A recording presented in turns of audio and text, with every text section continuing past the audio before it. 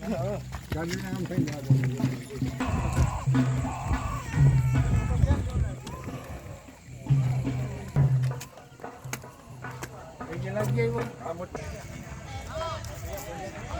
કિસાન મિત્રો, આજે સતાપર ગામની ઉતાસણીના દર્શન કરી લેજો. કારણ કે આપણો જે ઇતિહાસ છે તે અમર હોય છે અને ઇતિહાસને પકડીને ચાલવાવાળા જ ખરેખર એના ધર્મને ટકાવી રાખતા હોય. ને આપણા ધર્મ પ્રમાણે જે વાત છે ઉતાસણીની, ભાઈ કે ભક્ત પ્રહલાદ હતો, એની ભક્તિ એટલી બધી હતી ને એના જે પિતા હતા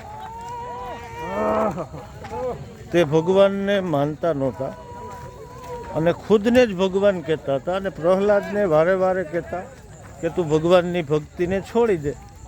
તો છતાંય પ્રહલાદે કોઈ દી ભક્તિ નહોતી છોડી અને એના જે ફય હતા પ્રહલાદના, એને એવો ઇતિહાસ છે કે એની પાસે જે ચૂંદડી હતી તે વરદાન હતું એમને કે એ ઓઢી લે એટલે એ સળગે નહીં, ટૂંકમાં અગ્નિ પણ એને બાળી ન શકાય. તો છેલ્લે એના પિતાએ ઘણા બધા પ્રહલાદને મારવાના પ્રયત્નો કર્યા. એમાંનો આ એક જે પ્રયત્ન કે હોળિકા એનું નામ હતું એના ફઈનું, તે આ રીતે અગ્નિમાં બેસી ગયા ચૂંદડી ઓઢી અને એના ખોળામાં પ્રહલાદને બેહાડવામાં આવ્યો અને ભગવાનની એવી કૃપા થઈ. ભક્ત પ્રહલાદ તો એની ભક્તિ જ કરતો. તો ખરેખર જે ચૂંદડી હતી એ પવનને હિસાબે પ્રહલાદની ઉપર વહી ગઈ અને એના જે ફય હતા જે હોળિકા તે અગ્નિમાં ભસ્મ થઈ ગયા. અને અગ્નિ પૂરું થયું ત્યારે પ્રહલાદના જે પિતા છે તે જોવા જાય છે. તો પ્રહલાદ તો ભગવાનની કૃપાથી બચી જાય. આવો ઇતિહાસ છે. ત્યારથી હોળિકાનું આ જ રીતે આ પૂજ્ય પણ ગણાય છે. અને ઉનાળાની શરૂઆત હોય તો વૈજ્ઞાનિક દ્રષ્ટિએ આપણે શિયાળામાં જે કાંઈ શરીરમાં કફ જામેલા હોય તો આની જે પ્રદક્ષિણા કરવાથી એ કફ પણ ઓગળી જતા હોય અને બીજા કદાચ મને ખ્યાલ ન હોય એવા ઘણા બધા કારણો હોય.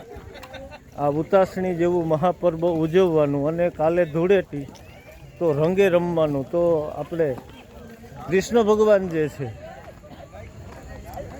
એ આપણે જોઈએ તો ઘણા બધા આજે રંગે રમવાના જે આપણા ધૂળેટીની ઉજવણી છે ને એને પાછળનું એક એ પણ આપણું કારણ છે. તો આવું આપણું આ પર્વ ઉજવવું અને આપણો જે ધર્મ છે એ ધર્મને આપણે કાયમ ટકાવી રાખવો એ ખાસ જરૂરી છે. કારણ કે ધર્મની જે ઉજવણી છે ખરેખર તો એ જ કિંમતી છે.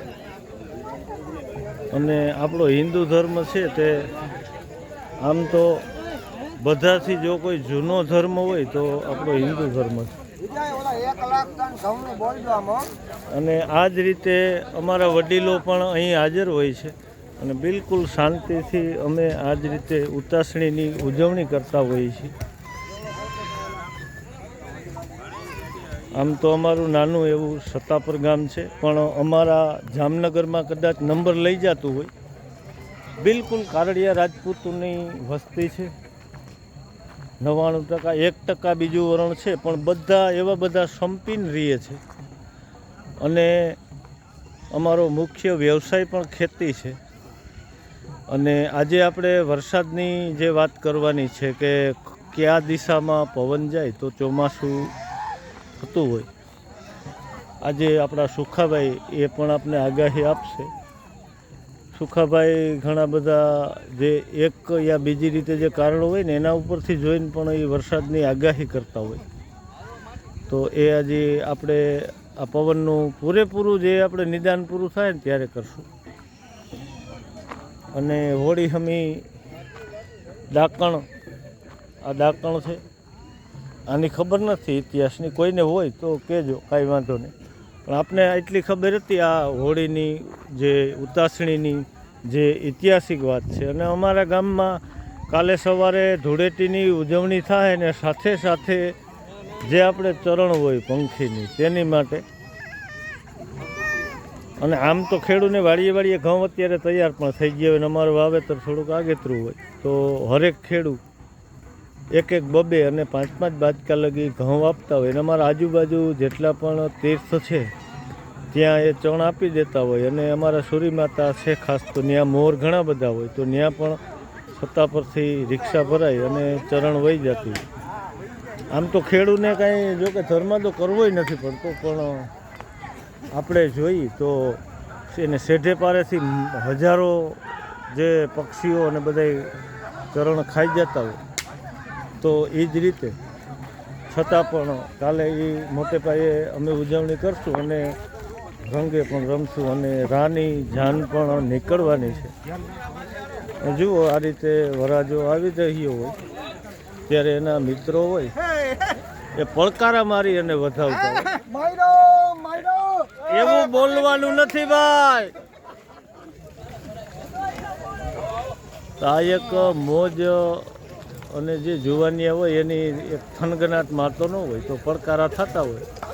પહેલાં ઘણા બધા ન બોલવાના શબ્દ બોલતા એ ખરેખર હવે બંધ થઈ ગયું છે અને એવું જ હોવું જોઈએ. તો આવા પવિત્ર દર્શન બધા કરી લેજો. જય હિન્દ, જય કિશન.